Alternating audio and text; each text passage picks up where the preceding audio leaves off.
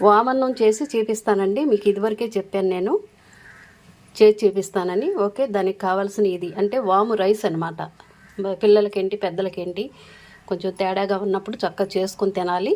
Okay, దానికి సంబంధించింది ఇదిగోండి, ఇది వాము చక్కగా బాగు చేసి పెట్టానండి. ఇది 2 స్పూన్లు అండి వాము. అది మన ఇష్టం, దీనికి కొలతలో గట్ట ఏమీ లేదు. ఎంత కావాలనుకుంటే రైస్ అంత చేసుకోవచ్చు, దాని ప్రాబ్లం ఏం లేదు. అదిగోండి వాము, ఎండుమిర్చి, ఎల్లుల్లిపాయి, జీలకర్ర, కరివేపాకు దీనికి కావాల్సిన పదార్థాలేనండి ఇవి అయితే.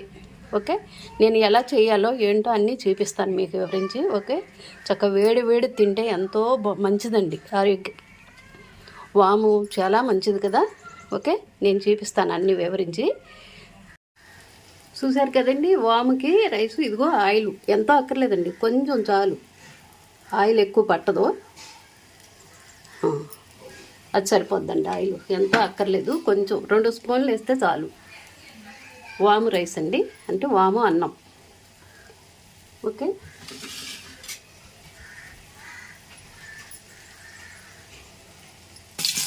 వెల్లుల్లిపాయలండి,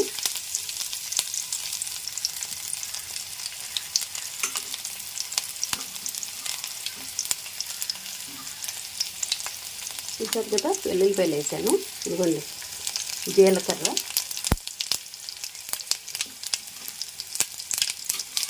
ఇప్పుడు వాము కూడా వేద్దామండి. చక్కగా వేగాలి కదా. వాము, జీలకర్ర వేసాను కదా, ఎండుమిర్చి, కరివేపాకు చక్కగా ఈ రకంగా చక్కగా వేసేసుకోవాలండి. చూసారా ఎంత అవుతుందో, చక్కగా వేగాలి. ఇప్పుడు దీంట్లోనే కొంచెం పసుపు వేద్దామండి. కొంచెం ఎంతో అక్కర్లేదండి, మళ్ళీ వేడి. ఇది వేడే కదా, దాని మూలంగా. ఆల్రెడీ ఇదిగోండి రైస్ చూసారా, ఇదిగో ఈ విధంగా నేను చెప్పాను కదా, ఎంతైనా మీరు చేసుకోవచ్చు. దీనికి కొలతలు ఏమీ అక్కర్లేదు.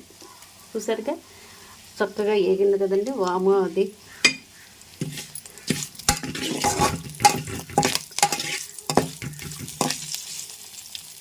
జీలకర్ర చూసారు కదా, దాంట్లోనే పసుపు కూడా వేసాను. ఇదిగోండి సాల్ట్ కూడా వేస్తున్నాను, ఎందుకంటారేమో రైస్లో చక్కగా కలుస్తుందని. చూసారుగా, ఇప్పుడు రైస్ వేసేస్తున్నానండి. ఇదిగోండి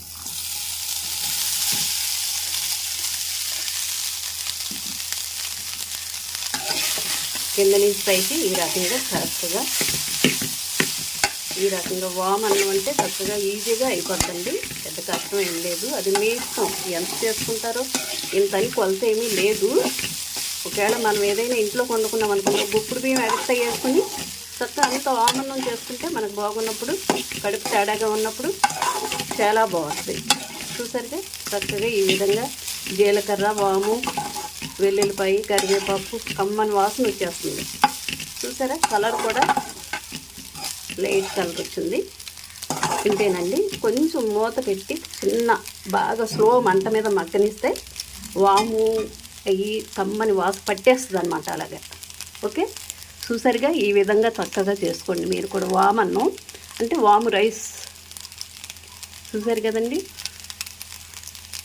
ఆ రకంగా చేసుకోండి, తేలిగ్గా ఉంటుంది. పిల్లలకి ఏమన్నా తేడాగా ఉన్నప్పుడు, పిల్లలకేంటి పెద్దలేంటి తినడానికి వాము జీలకర్ర అన్నీ కలిసినాయి కాబట్టి ఆరోగ్యానికి చాలా మంచిదండి. ఇది వేసవకాలం ఒకటి కదండి, ప్రాబ్లంగా ఉంటే ఇది నేను అందుకే మీకు చేసి చూపిస్తాను. ఆల్రెడీ మీకు చెప్పాను ఎలా చేయాలో ఏంటో అని కూడా, మీకు చక్కగా చేసి చూపిస్తున్నాను అన్నమాట. ఇది వాము అన్నం అన్నమాట, వాము రైస్. ఓకే, లైక్ చేయండి, షేర్ చేయండి, సబ్స్క్రైబ్ చేయండి.